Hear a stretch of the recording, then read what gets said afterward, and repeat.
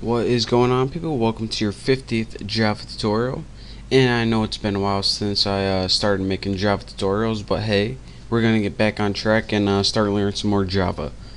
So actually I had planned out that we're going to learn polymorphism, but I think I'm just going to skip right to GUIs because it's a lot funner and it's better if we know how to make an interface before we start getting into some other stuff.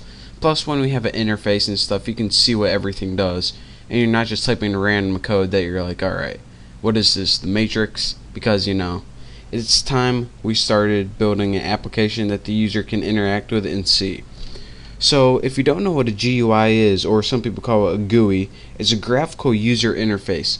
And just like this right here, it has a title bar at the top, menu, drop downs, it has a whole different range of buttons. And that's what we're going to be making instead of this right here where it's like the matrix style, because I mean, come on, it's 2009 if you're watching this tutorial in 2009, that is. So let's go ahead and get started. Now the first thing you need to know is that all GUIs are built from GUI or GUI components.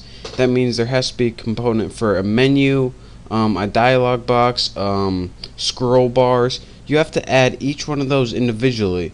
So how do you just go ahead and get these components? Well, actually, Java has a built-in class that stores all the components you need. You just need to tell it where to put it and what to do with it. And they are created using different methods. And the methods you use to create this in the class is called the JOptionPane class. Now, like I said, this class is built into Java, so anytime you want to make a button, all you need to do is call it from the class.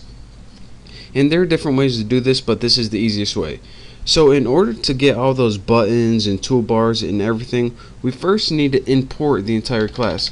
So let's go ahead and before your even class right here, just go ahead and put import javax dot swing dot j option pane, and make sure you type the J and the O capital option pane, and just like that. And now we're getting a little error that says the import java JOptionPane pane is never used. So let's go ahead and fix that by using some stuff right now. So now we imported the class, which means we have access to all the crap in it. So let's start using some of that crap. The first thing we're going to want to do is set two variables. By the way, I'm going to build a program where you enter a number in one box and then click OK, you enter a number in another, click OK, and the end box, the third one, shows your answer. You'll see in a little bit.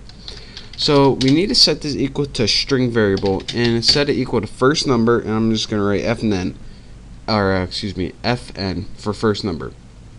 Now what you need to do is call the class, which is JOptionPane, use your period or dot separator, and the method for an input dialog is show input, if you couldn't tell by these 100 pop-up things that pop up, dialog.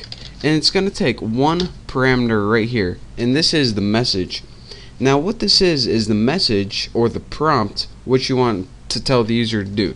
So we just want to put in a string, enter first number. So now whatever they enter into that first number is going to be stored in the variable fn. So now we need a second number, so let's go ahead and copy this, press enter, paste it, and let's just set string second number, and we'll just put enter second number right there. Make sure I got my whatever it's called, semicolon, and let's go ahead and move this over here because just because I feel like it. Now here's a little thing that you need to know. Every time they enter something in here, show input dialog method only is able to get a string. So we can't add strings. Strings are pretty much letters and numbers that it doesn't see as a number. So we need to tell Java, alright, instead of viewing this as a string, we want you to view it as an integer so you can do some math with it later on. So what we need to do is convert these variables to integers. So this has nothing to do with JOptionPane. This is just Java right here. So Java int num1 equals integer dot parse int, And what this does is convert whatever I type into here and stores it as an integer in num1. So I want to put fn, and what this does is take the string, which say it's 5, and converts it into the number 5. So now let's go ahead and do this for num2. Num2, we want to take the second number we typed in and convert it to a variable called number2. So now the last thing we need to do is just show the sum. So before we even do that, let's just add the sum. Int sum equals what do we put? Num1 plus num2, no spaces. And now we got the final answer in the sum variable right here. Let's tighten that up a little bit. That's what she said. And now we can go ahead and display this. Now the box that you use to display is something called show message dialog. So let's put j option pane dot show message dialog. And this is a little different than show input dialog. Inputs for inputting, messages just for displaying. Now this method takes 4 parameters. The first one is it's a parameter where to position it, and if you put null, it positions it right in the middle of the screen. The second one is what you want to say, like for your prompt, but it isn't prompt, it's just a message. So let's put the answer is, and let's just put add sum. So it's going to be like the answer is 5 or something like that. Now the third parameter is what you want to appear on your title bar. So let's put like the title or something easy like that. And the fourth parameter you need is the message that's going to pop up. Now I'll go over this later if I got time, but for right now just put j option was it pane, then put plain underscore message, like that. And you don't need to put this last thing in quotation marks. So again, well, that's pretty much it. Let's just go ahead and run this program. I'm tired of waiting around. So let's go ahead, click OK, run it. Enter your first number, 3. Okay. Enter your second number, 5. Okay.